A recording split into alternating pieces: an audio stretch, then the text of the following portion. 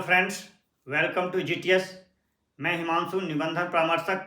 आज आप लोग को बताएंगे कि आप अपने पुराने केवाला के दस्तावेज में या फिर दान पत्र के दस्तावेज में या जिस किसी भी दस्तावेज में हो या फिर खतियान में हो, उसमें जो भिखारी में जो रकबा लिखा हुआ रहता है, जिसको आप कैथी भाषा से भी जानते हैं, उसको हम लोग कैसे पढ़ेंगे, कैसे समझेंगे।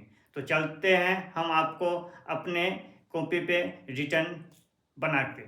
ये देखिए, इसको समझने के लिए सबसे पहले हम अंग्रेजी और हिंदी में 1 से 10 तक कैसे लिखते हैं उसको देखेंगे। ये देखिए, आपका 1 से 10 तक ये लिखा हुआ है। हिंदी में फिर 1 से 10 तक लिखा हुआ है। इसमें 7 जो होता है वो देखिए, 7 ऐसे भी आप लिख सकते हैं या फिर इस ढंग से, ये दोनों में से किसी एक ढंग से आप लिख सकते हैं। कुछ लोग इस ढंग से भी 7 लिखेंगे। सब लोगों का अपना अपना लिखने का तरीका है। 7 को उसी ढंग से 8 को और 9 को भी लोग दर्शाते हैं।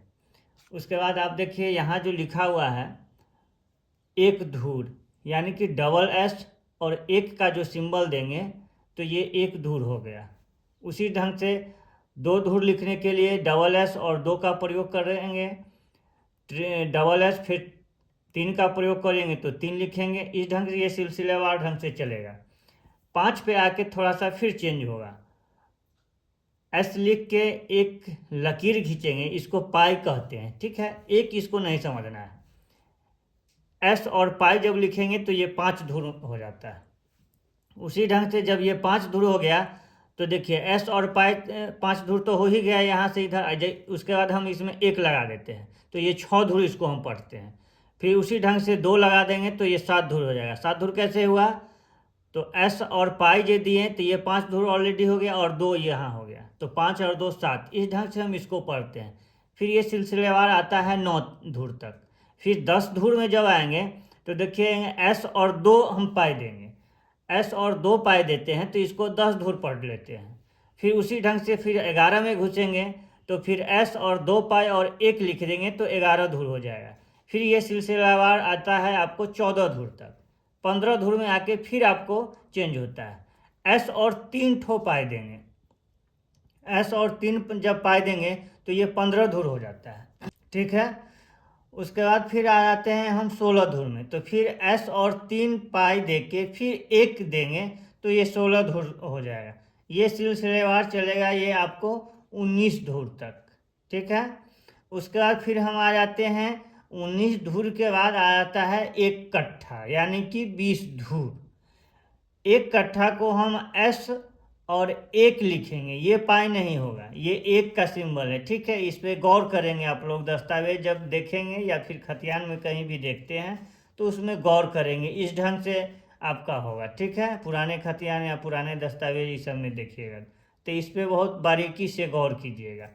उसी ढंग से फिर आ जाते हैं हम यहाँ पे, ऊपर में लिख दिए हैं 1 कट्ठा। 2 कट्ठा जब लिखेंगे तो एस और 2 जब लिखेंगे तो ये 2 कट्ठा होगा। ये सिलसिलेवार फिर चलेगा ये 4 कट्ठा तक। फिर 5 कट्ठा में आएंगे तो फिर चेंज होगा।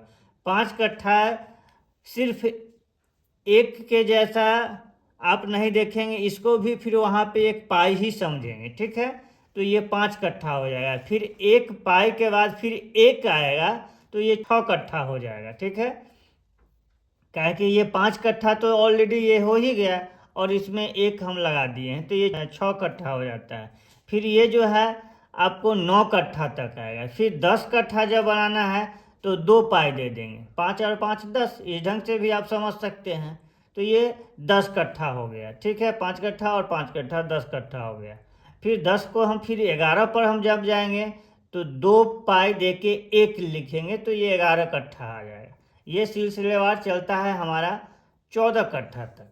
14 कट्ठा के बाद फिर हम 15 में जानते हैं तो 15 में जाने के बाद फिर ये 3 पाई देंगे, यानी कि 5 10 15।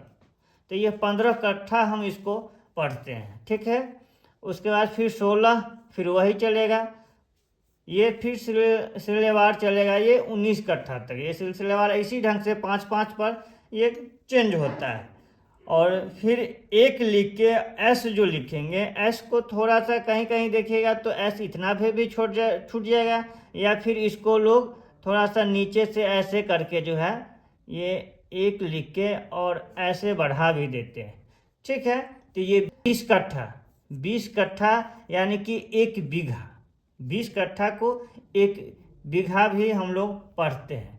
इस ढंग से जो है आप अपना पुराना दस्तावेज के खतियान में कैथी भाषा के अनुसार जो है जो लिखा हुआ रहता है कैथी लैंग्वेज में, कैथी भाषा में, उसको आप आसानी से पढ़ सकते हैं इस ढंग से। इसके लिए आपको विशेषकर हिंदी का भी थोड़ा सा ध्यान रखना पड़ेगा, क्योंकि यहाँ जो 1-2 का जो सिंबल इधर दिया हुआ है सब हिंदी में ही लिखा हुआ है। ठीक है, इस सिंबल से आप इस ढंग से पढ़ सकते हैं।